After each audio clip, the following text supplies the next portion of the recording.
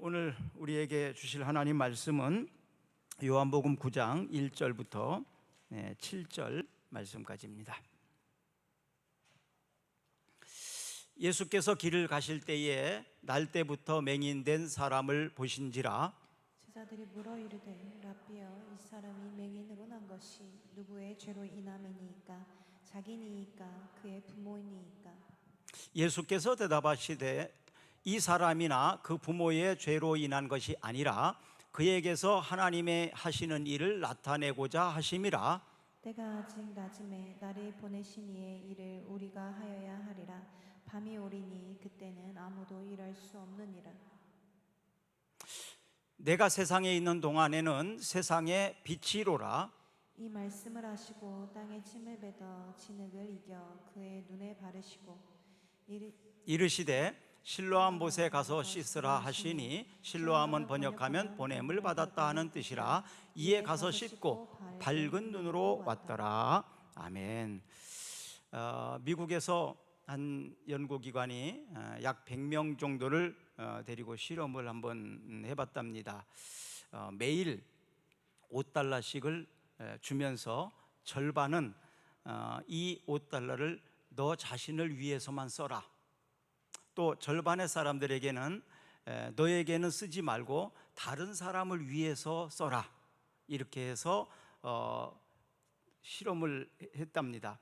그런데 처음에는 자기 자신을 위해서 쓴 사람들이 아주 기뻤답니다. 매일매일 나오니까. 그런데 시간이 지나면 지날수록 자기 자신을 위해서만 쓴 사람은 기쁨이 사라져 버렸답니다.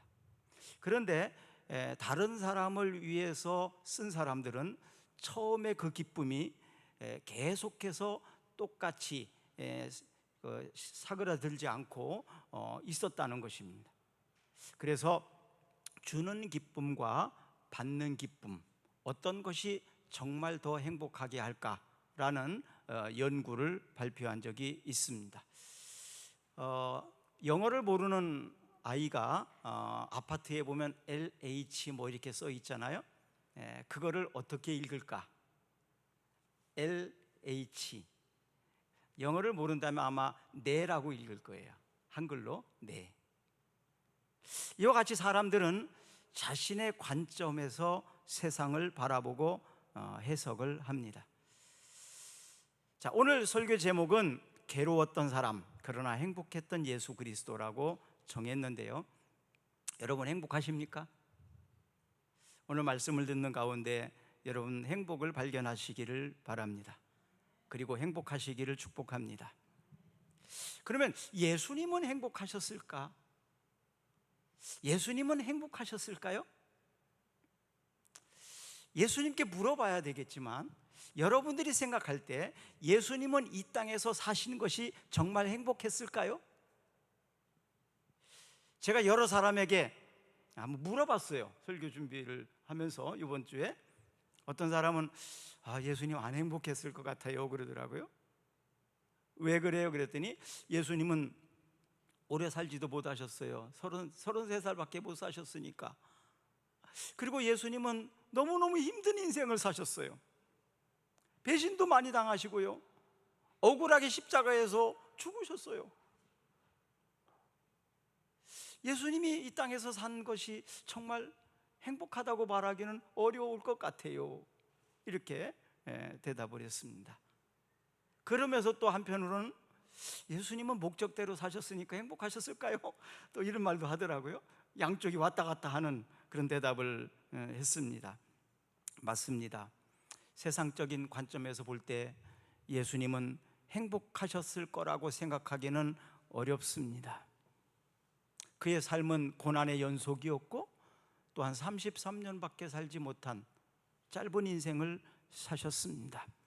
마태복음 1장 18절부터 19절에 보시면 예수 그리스도의 나심은 이러하니라. 그의 어머니 마리아가 요셉과 약혼하고 동거하기 전에 성령으로 잉태된 것이 나타났더니 그의 남편 요셉은 의로운 사람이라 그를 드러내지 아니하고 가만히 끊고자 하여. 예수님이 나실 때부터 정상적이질 않았습니다. 요셉과 약혼은 했지만 동거하기 전에 임신을 했대요. 약혼은 했는데 동거하기 전에 임신을 했대요. 그러니까 약혼한 남편이 마리아를 받아들일 수 있겠습니까? 그런데 이 요셉은 마음이 참 좋은 사람이에요. 의로운 사람이에요. 그래서 가만히 끊고자 했대요. 조용히 끊고자 했대요. 이것도 굉장히 쉬운 게 아닙니다. 그렇죠? 파혼을 하려면, 약혼을 취소하려면 어떤 문제가 있다라고 얘기를 해줘야 되거든요. 또 자기의 잘못이 없다는 것을 항변해야 되지 않겠습니까? 변론해야 하잖아요. 그런데 마리아 자기 약혼녀를 부끄러움을 드러내지 않기 위해서, 그렇지만 같이 살 수는 없으니까 조용히 침묵을 지키면서 끊기로 작정했다는 것입니다. 자, 이 예수님의 임신이, 잉태가 이렇게 시작되었습니다. 마리아는 어떨까요? 마리아는 아마 미칠 것 같을 거예요.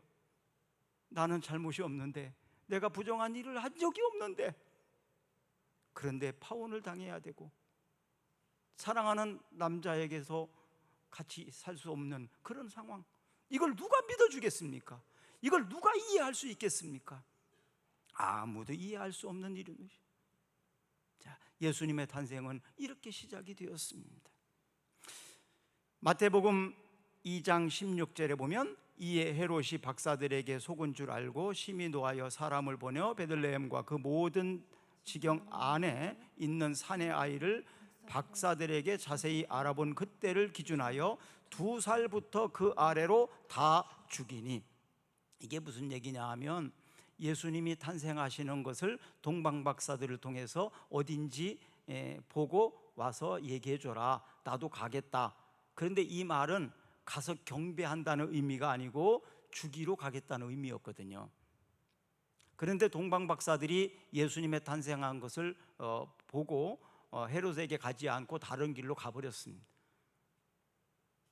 그래서 이 헤롯이 예수님이 태어난 곳에 가서 예수를 죽여야 되는데 그렇게 할 수 없으니까 그 지역에 있는 2살 아래에 있는 아이들을 다 죽였다는 것입니다. 피바람이 몰아친 거예요.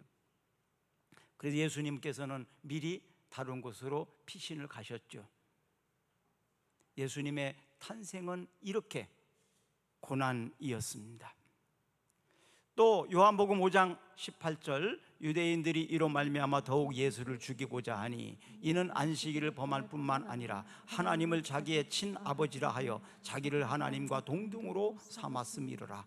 유대인들이 예수를 죽이고자 여러 것을 한번 찾았더니 찾은 것이 뭐냐면 안식일을 범했다, 또 하나님과 동등하게 신성 모독죄를 했다, 뭐 이런 것을 통해서 유대인들이 예수님을 죽이려고 했다고 합니다.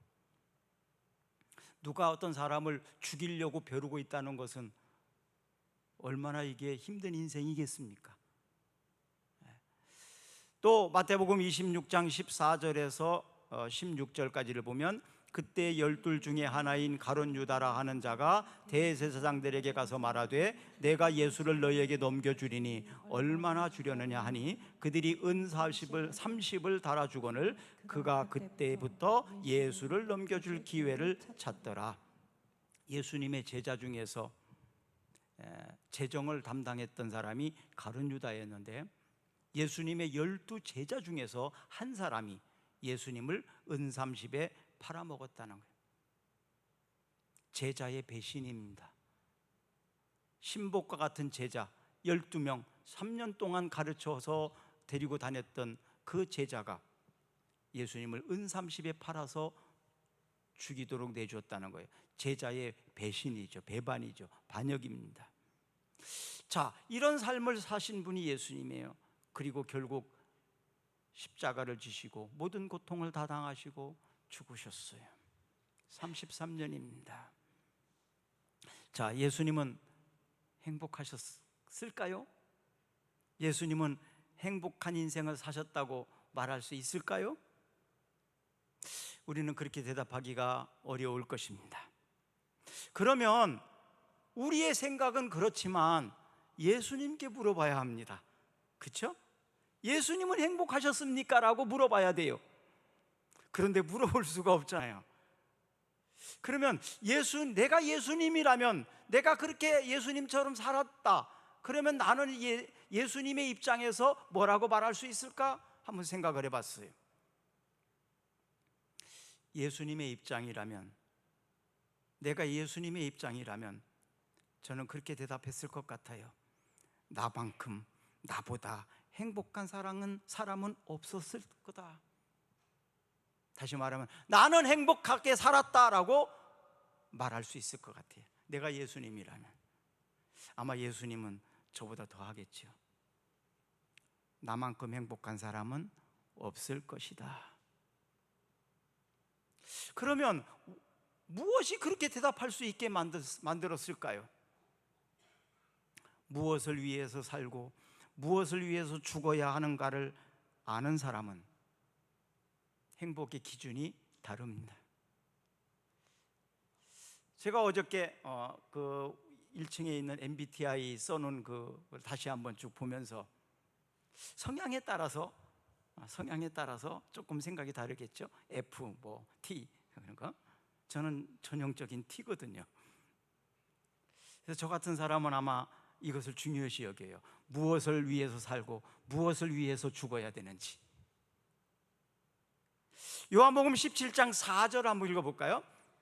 아버지께서 내게 하라고 주신 일을 내가 이루어 아버지를 이 세상에서 영화롭게 하였사오니, 하나님께서 내게 하라고 하신 일을 다 했다. 그리고 하나님을 영화롭게 하는 일을 위해서 내가 살았다. 잘 살았다는 얘기지요. 바르게 살고 있다는 얘기지요. 우리 교회의 영원한 표현은 사람을 섬기며 하나님을 영화롭게 하는 목표를 가지고 나가는 비전이 있습니다. 사람을 섬기며 하나님을 영화롭게, 결국 우리가 하나님을 영화롭게 하는 인생, 하나님을 영화롭게 하는 교회가 되어야 될 줄로 믿습니다. 요한복음 19장 30절, 예수께서 신 포도주를 마신 후에 이르시되 다 이루었다 하시고 머리를 숙이니 영혼이 떠나가시니라. 예수님이 마지막 순간, 이 마지막 말씀, 우리는 이것을 유언이라고도 말하잖아요. 그리고 마지막, 더 이상 이 땅에서 직접 하시지 않는 마지막 말씀이 다 이루었다라는 말을 했습니다. 다 이루었다.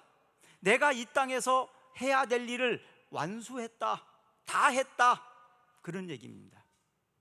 미련을 남길 필요가 없다는 얘기죠. 완수했다는 거예요. 업무를 완수했다는 것입니다. 숙제를 다 했다는 것입니다. 내가 해야 될 일을 끝마친 사람, 내가 할 일을 완수한 사람, 저는 이런 사람이 행복한 사람이라고 믿습니다.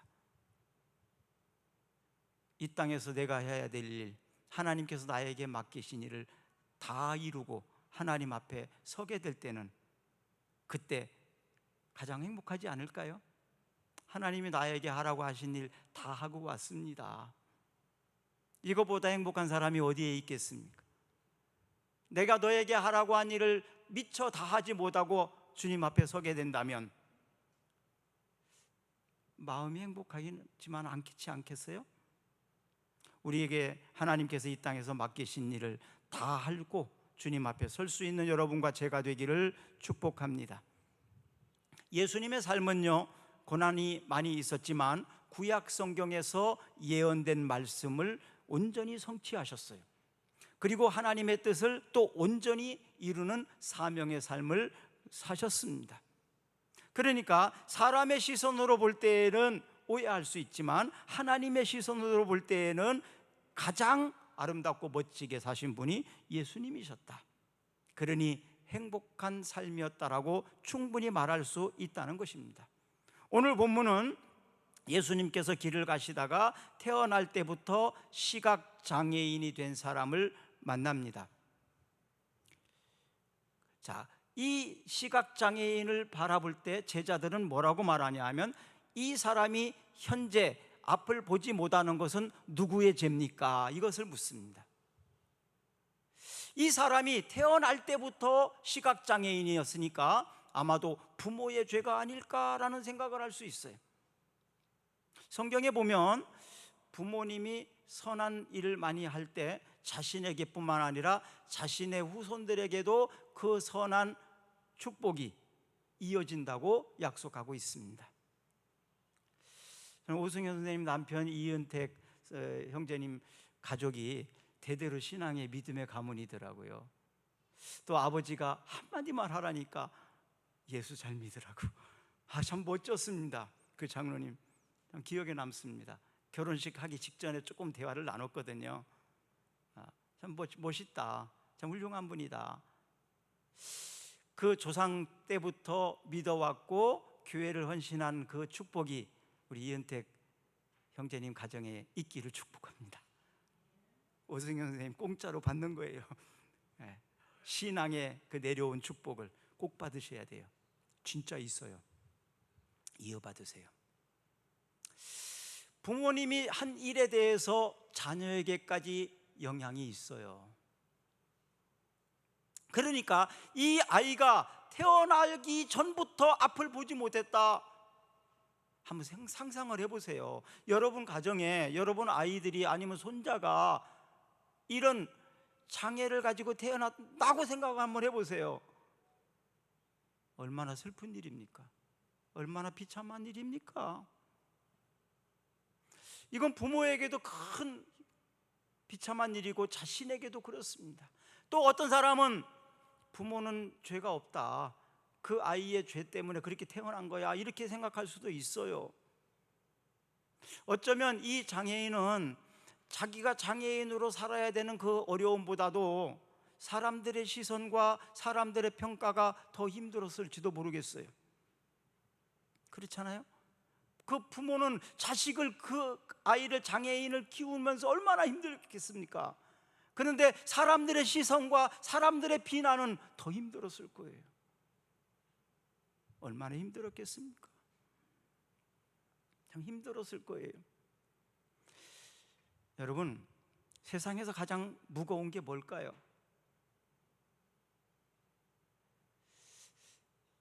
몸이 어떤 때는 무겁게 느껴질 때가 있고요, 몸이 어떤 때는 가볍게 느껴질 때가 있어요.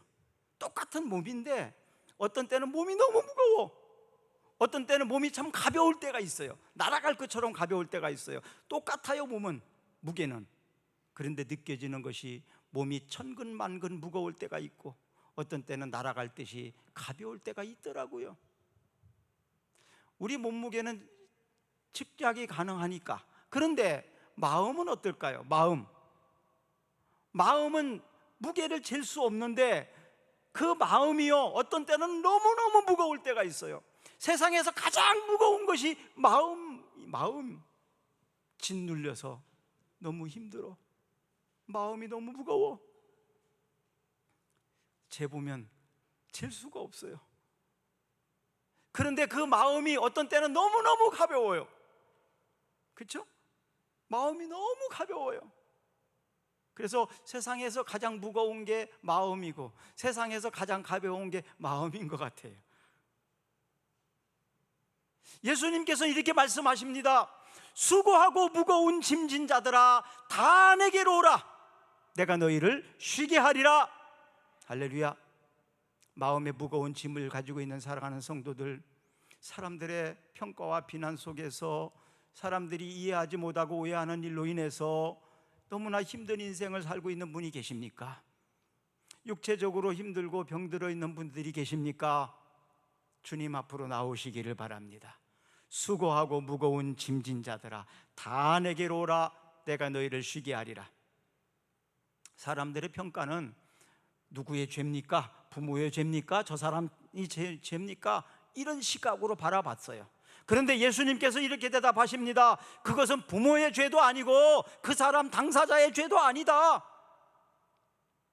오늘을 위해서 지금까지 힘들고 어렵게 살아왔다. 그러면서 그의 눈을 뜨게 해줍니다. 그의 눈이 띄어지는 순간 이제는 그들이 받았던 모든 오해와 비난과 이런 평가들이 싹 사라지는 거예요. 예수님 말씀 한마디에. 저 아이가 부모가 죄가 아니야. 저 사람 본인도 죄가 아니야. 하나님의 일을 드러내기 위해서 그렇게 태어난 거야. 자, 부모의 죄가 아니라고 주님 말씀해 주셨어요. 본인의 잘못이 아니라고 말씀해 주셨어요. 그리고 단번에 그 무거웠던, 힘들고 어려웠던 문제를 해결해 주셨어요. 우리 주님께 나오면 이렇게 되는 줄로 믿습니다. 죄책감에 눌려 있지 마세요. 무거운 마음을 가지고 살지 마시고 주님 앞에 나오세요. 그러면 해답을 알게 됩니다. 그리고 무거웠던 마음이 가벼워집니다. 수고하고 무거운 짐진 자들아, 다 내게로 오라. 내가 너희를 쉬게 하리라. 주님은 우리를 쉬게 하시는 분입니다. 교회의 주인은 예수님이시잖아요. 우리 꿈사람교회의 머리는 예수님이시잖아요. 꿈사람교회에 나오는 사람은 이런 쉼이 있는 줄로 믿습니다. 요한복음 9장 1절에서 3절을 보면 읽어봅니다. 예수께서 길을 가실 때에 날 때부터 맹인된 사람을 보신지라. 제자들이 물어 이르되 랍비여, 이 사람이 맹인으로 난 것이 누구의 죄로 인함이니까? 자기니까 그의 부모이니까? 예수께서 대답하시되 이 사람이나 그 부모의 죄로 인한 것이 아니라 그에게서 하나님이 하시는 일을 나타내고자 하심이라. 제 말이 아니라 성경에 기록된 말씀이지 않습니까? 과학자적인 이성으로는 문제의 원인을 온전히 알기가 어렵습니다. 철학적으로, 심리학적으로, 의학적으로 다 찾아서 알기 어렵습니다. 그러니까 이런 문제들을 가지고 이제 사람들은 정죄를 하기에 바쁩니다. 누구 죄냐? 누구 잘못이냐? 이걸 따지고 있어요. 근데 예수님께서는 누구 잘못이냐, 누구 죄를 보는 것이 아니라 이 사람의 문제를 해결해 주는 곳에 초점을 맞추고 있다는 거예요. 오늘날 얼마나 많은 사람들이 누구 잘못이냐, 뭐가 잘못이냐, 이것을 가지고 네가 잘못이다, 네가 더 많이 잘못이다, 이걸 가지고 서로 싸우고 있습니다. 하나님이 일하시는 방법을 오늘 본문을 통해서 보여줍니다. 그리고 우리가 어떻게 해야 되는지도 가르쳐 줍니다. 4절 한번 읽어봅니다. 4절을 천천히 읽으셔야 돼요. 자, 읽습니다. 때가 아직 낮임에 나를 보내신 이의 일을 우리가 하여야 하리라. 밤이 오리니 그때는 아무도 일할 수 없느니라. 때가 아직은 낮이다. 낮은 일할 수 있는 때죠. 일할 수 있는 때입니다. 나를 보내신 이의 일, 하나님의 일을 찾는 것입니다. 그것을 우리가 해야 된다. 근데 여기에 보니까 우리가 해야 된다고 말하고 있습니다. 예수님이 내가 해야 되는 일이야 이렇게 말씀하셔야 되는데 우리가 해야 된다라고 말하고 있습니다. 예수님이 하십시오 하고 우리는 구경만 하는 구경꾼이 아니라 우리가 해야 될 일이라고 말합니다. 예수님을 포함해서. 여러분, 하나님이 우리에게 맡기신 일을 내 혼자 하려고 하니까 힘들고 지치는 거예요. 내가 하려고 하니까. 그런데 우리에게 맡기신 일을 하나님께서는, 성령께서 또 천사를 보내셔서 우리가 할 수 있도록 돕고 계신다는 사실을 기억하십시오. 내 혼자는 할 수 없지만 나를 돕는 성령께서, 그리고 나를 돕는 사람을 통해서 우리는 그 일을 할 수 있습니다. 너무 힘들다고 무겁다고 포기하지 마세요. 감당할 수 있는 힘을 주시기를 축복합니다. 할 수 있다는 자신감을 가지시기를 바랍니다. 내게 능력 주시는 자 안에서 내가 모든 것을 할 수 있느니라. 저는 이 말씀을 믿습니다.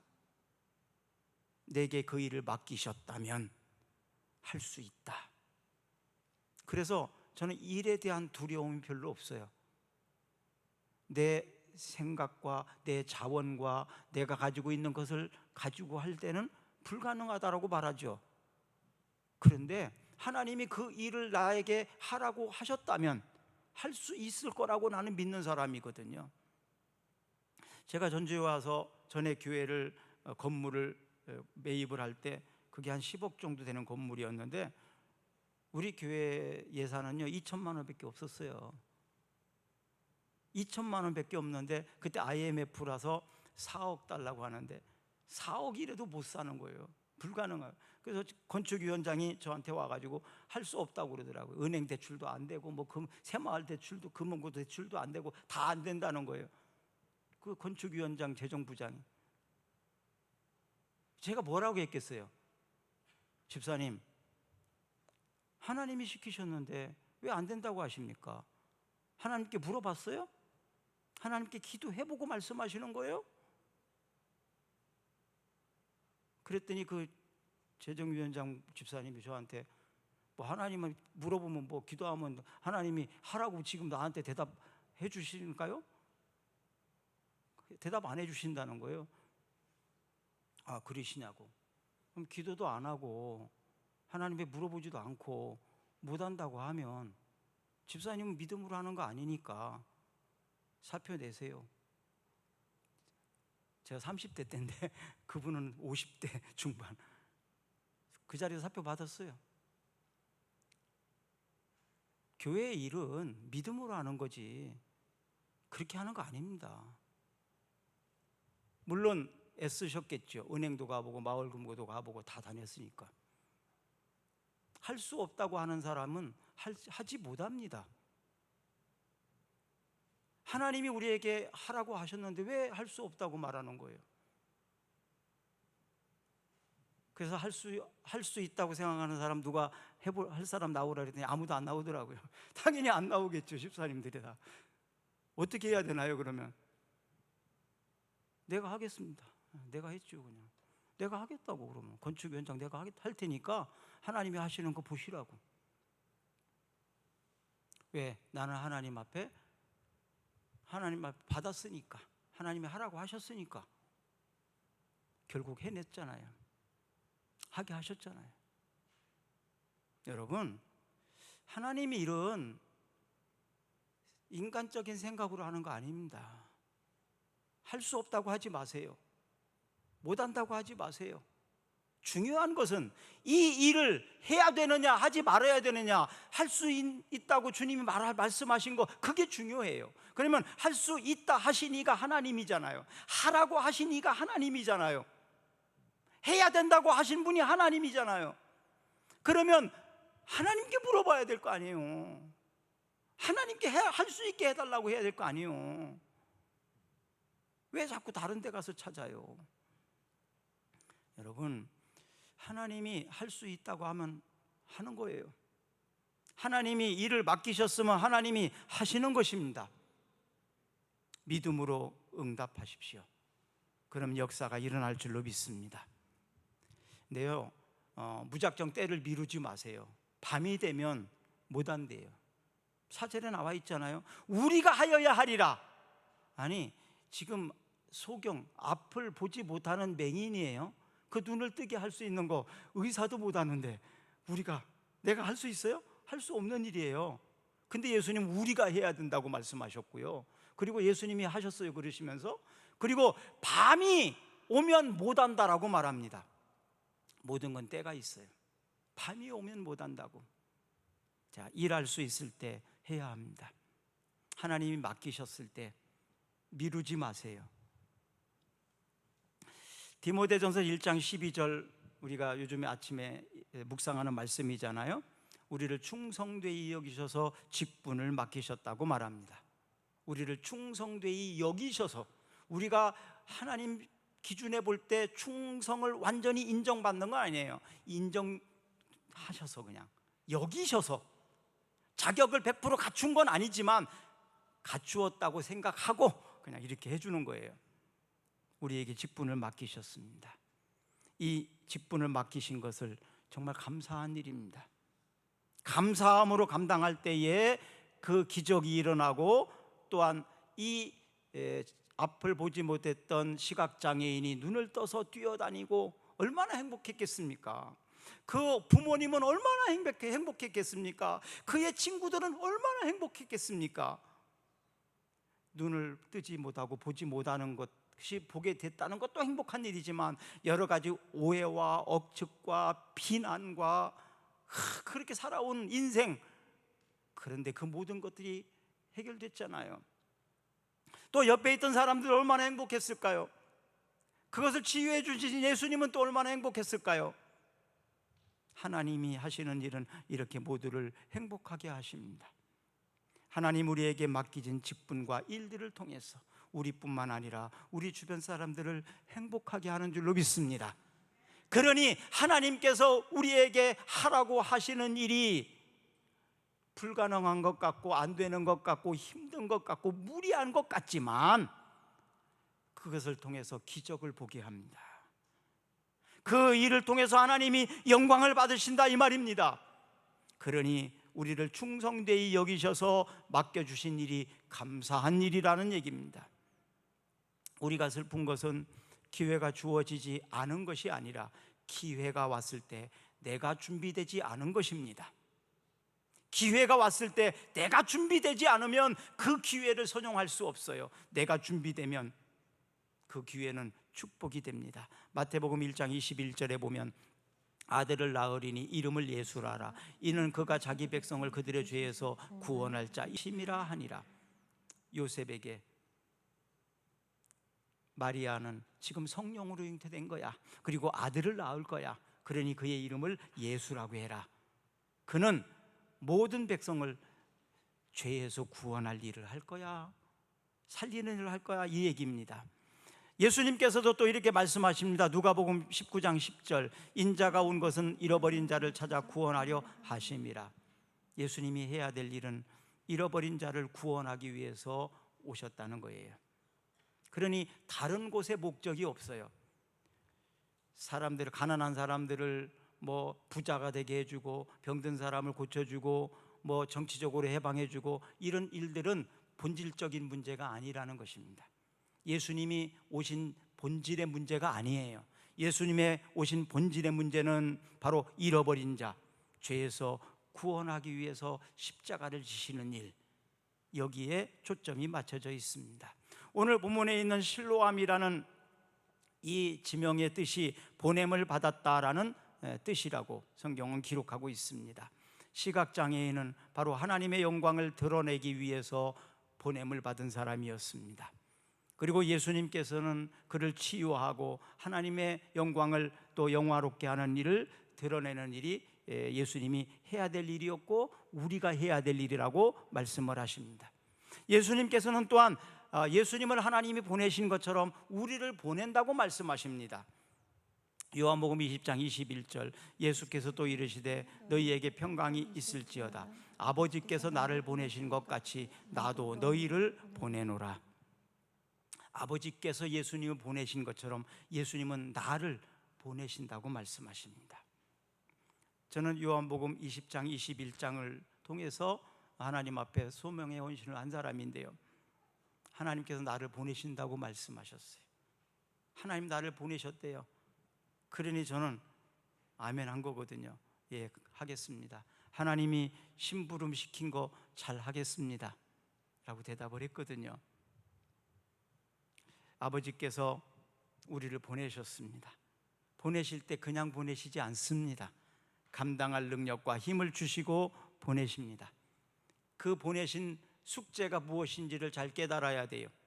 그래서 내가 돈 벌어서 부자가 되는 목적이 아니라는, 그것은 필요한 만큼만 있으면 되는 거지 더 이상 필요할 필요가 없는 거예요. 쌓아놓을 필요가 없는 거예요. 목적이 아닙니다. 어떤 사람은 저한테 정치하라고, 잘할 것 같다고, 사업하라고 또 하는 사람, 별 사람들이 다 있어요. 물론 전 자신이 있어요. 그런데 그 일은 내가 할 일 아닙니다. 아버지께서 나를 보내신 일은 야, 너 사업가가 돼서 돈 벌어라 아니었거든요. 저는 원래 그런 목적도 있었어요. 경영학을 전공하고 목사님들을 보니까 목회를 너무 힘들게 하는데 돈이더라고요. 결국은 내가 돈 많이 벌어가지고 목사님 도와서 목회 잘할 수 있도록 해야 되겠다, 그런 생각도 한때 가진 적이 있어요. 그렇게 하려고도 했습니다. 근데 그 길이 아니더라고요. 하나님이 예수 그리스도를 소개하기 위해서 예수님보다 먼저 보낸 사람이 침례 요한입니다. 요한은 예수님을 앞서서 1장 8절에 보면 요한복음, 그는 이 빛이 아니요 이 빛에 대하여 증언하러 온 자라. 요한은 많은 사람들에게 박수를 받고 환영을 하고 존경을 받을 때, 내가 박수 받을 사람 아니야, 나는 예수님을 이 땅에 오시는 것을 준비하고 예비하고 그러기 위해서 온 사람이야, 자기 일에 충실한 사람이었어요. 예수님께서 이 요한에 대해서 소개할 때에 마태복음 11장 11절에 보면, 내가 진실로 너희에게 말하노니 여자가 낳은 자 중에 침례 요한보다 더 큰 이가 일어남이 없도다. 그러나 천국에서 극히 작은 자라도 그보다 크니라. 여자가 낳은 자, 그러니까 여기 모든 사람들이 여자가 낳았잖아요, 그렇죠? 여자가 낳은 이 세상의 모든 사람들 중에서 가장 큰 자가 누구냐? 요한이라고 예수님 그렇게 소개하고 있는 거예요. 가장 위대한 사람이 누구냐? 요한이라고 소개하는 거예요. 그는 명예나 권력도 돈도 없는 사람입니다. 그런데 예수님은 그렇게 평가하고 있습니다. 그리고 천국에서는 지극히 작은 자라도 그보다 크니라고 말하고 있습니다. 자, 이 모든 영광과 축복이 우리들에게 있다는 것을 가르쳐주고 있습니다. 사랑하는 여러분, 모든 일에는 때가 있습니다. 시간과 세월을 잃어버리게 되면 후회하고 비참해집니다. 에베소서 5장 15절부터 18절, 그런즉 너희가 어떻게 행할지를 자세히 주의하여 지혜 없는 자같이 하지 말고 오직 지혜 있는 자같이 하여 세월을 아끼라. 때가 악하니라. 그러므로 어리석은 자가 되지 말고 오직 주의 뜻이 무엇인지 이해하라. 술 취하지 말라. 이는 방탕한 것이니 오직 성령으로 충만함을 받으라. 하나님이 주신 시간과 자원을 잘 활용하는 사람이 행복합니다. 행복한 사람은 자신뿐만 아니라 다른 사람도 행복하게 합니다. 예수님은 고난이 없고 오래 살았기 때문에 행복이 아닙니다. 사람들에게 인정받고 부자였기 때문에 행복도 아닙니다. 예수님이 주신 사명, 바로 하나님이 주신 사명을 완수했기 때문에 예수님은 행복했습니다. 그 예수님은 우리에게 사명을 주셨습니다. 모든 사물은 존재하는 목적이 있습니다. 그 목적에 따라서 쓰임 받을 때, 그 목적에 따라서 사용될 때 가장 잘할 수 있고 또 가장 아름다운 것입니다. 용도에 맞게 사용되도록 하나님은 우리를 지으셨어요. 그리고 은사를 주셨습니다. 부르신 사명에 따라서 사는 사람이 행복한 사람입니다. 그러면 여러분들이 왜 행복을 좀 못 느낄까요? 비교 때문입니다. 비교. 왜 비교하십니까? 저 사람과 나하고 왜 비교합니까? 친구하고 왜 비교합니까? 비교하니까 상대적으로 행복을 못 느끼는 거예요. 그 사람은 그 사람 나름대로 용도가 있는 거고 나는 나대로 용도가 있는 건데, 그래서 비교하게 되면요 비참해지거나 교만해져요. 비교하는 상대보다 내가 좀 월등하면 교만해져요. 비교하는 상대보다 내가 좀 못한 것 같으면 내가 비참해져요. 비교하지 마세요. 나는 나예요. 나는 나대로 하나님의 목적이 있는 것입니다. 요한복음 21장 21절에서 22절, 이에 베드로가 그를 보고 예수께 여짜오되 주님, 이 사람은 어떻게 되겠사옵나이까? 예수께서 이르시되 내가 올 때까지 그를 머물게 하고자 할지라도 내게 무슨 상관이냐? 너는 나를 따르라 하시니라. 베드로에게 예수님 말씀하시고, 그러니까 베드로가 옆에 있던 사람이 요한이었는데 늘 경쟁자 비슷했어요. 함께 일도 했지만 비교를 늘 했어요. 친구처럼 지냈는데, 그러니까 이 사람은 어떻게 되겠습니까? 라고 묻는 거예요. 주님, 나는 이제 그 길을 알겠는데 이 요한은, 이 사람은 어떻게 되겠습니까? 그럴 때 예수님의 대답은 네가 무슨 상관이냐? 그 사람의 일을 너 뭘 상관을 하려고 하냐? 너는 나를 따르라. 이렇게 말하고 있습니다. 상관하지 마세요. 비교하지 마세요. 그것이 우리를 비참하게 만듭니다. 안 행복하게 만듭니다. 내가 해야 될 일에 집중하세요. 나에게 맡기신 일에 집중하세요. 그러면 주님 앞에 설 때도, 이 땅에 살아갈 때도 자신 있고 당당하고 행복해집니다. 행복한 인생을, 행복한 삶을 사시기를 주의 이름으로 축복합니다. 축복합니다. 우리 잠깐 기도하는 가운데 우리 찬양단 나오세요. 하나님, 제가 무엇을 위해서 살아야 되는지 모르고 살았습니다. 다른 사람하고 자꾸 비교하다 보니까 비참해지기도 했습니다. 또 때로는 원망한 적도 있습니다. 누구의 잘못 때문인지를 따질 때도 있었습니다. 이제는 비교하지 않겠습니다. 다른 사람과 상관하지 않겠습니다. 이제는 내가 해야 될 일, 나를 보내신 일, 나를 통해서 해야 될 일을 하면서 살겠습니다. 그리고 감당하도록 힘 주시옵소서. 행복한 인생을 살고 갈 수 있는 우리가 되게 해 주옵소서. 예수 그리스도의 이름으로 기도합니다. 아멘. 우리 다 같이 일어나셔서 찬양하겠습니다.